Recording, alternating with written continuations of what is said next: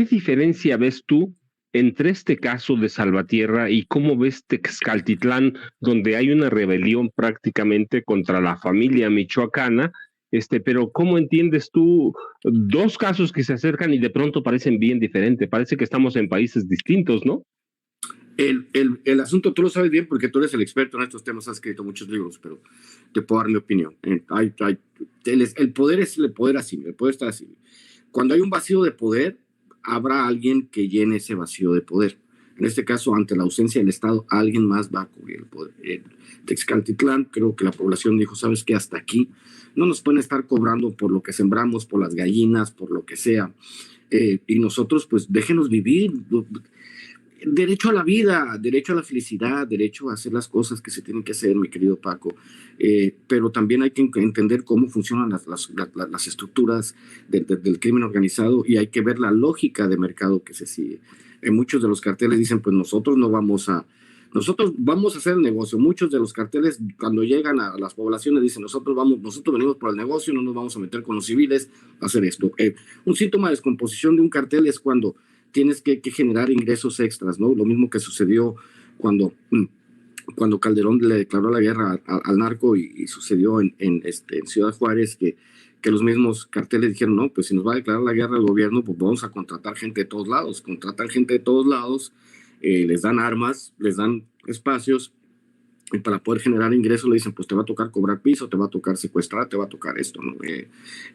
Creo que es más o menos la misma dinámica. Lo que necesitamos en México es, básicamente, vamos a entender el problema global, mi querido Paco, el problema global del narcotráfico. Tú tienes un país con millones y millones de adictos que es tu vecino, desgraciadamente es como dicen, ¿no?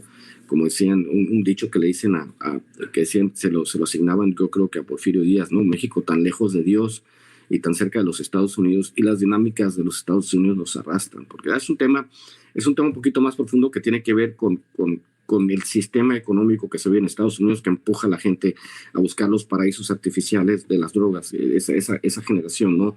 Esa falta de satisfacción en la vida tal y como la tienes, que te hace darte tus escapes temporales. Es una cuestión sistémica, es una cuestión política también, lo sabes perfectamente. Vamos a irnos hasta el caso de Kik Camarena, la CIA,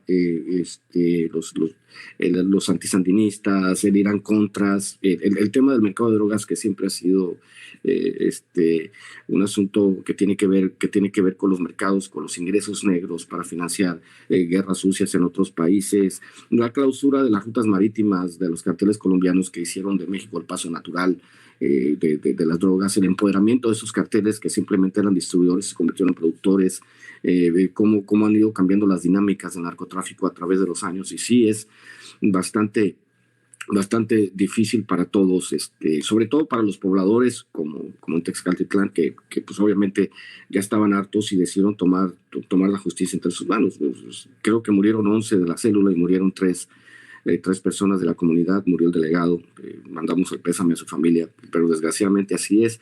Ante la ausencia del Estado hay una necesidad clara de que el gobierno tenga que recapturar esas zonas que son zonas sin zona de nadie. Tú que eres el experto, sobre todo en el tema del Estado de México, lo sabes mejor que yo.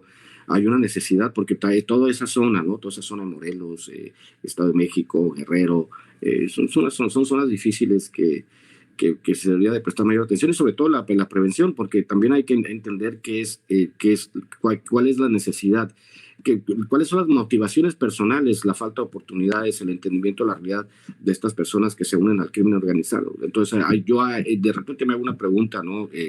Una pregunta filosófica de si el ser humano nace bueno o nace malo, o qué determina el contexto para que una persona se convierta y naturalice, acepte, normalice el crimen organizado y la total falta de respeto por la vida de los demás, mi querido Paco.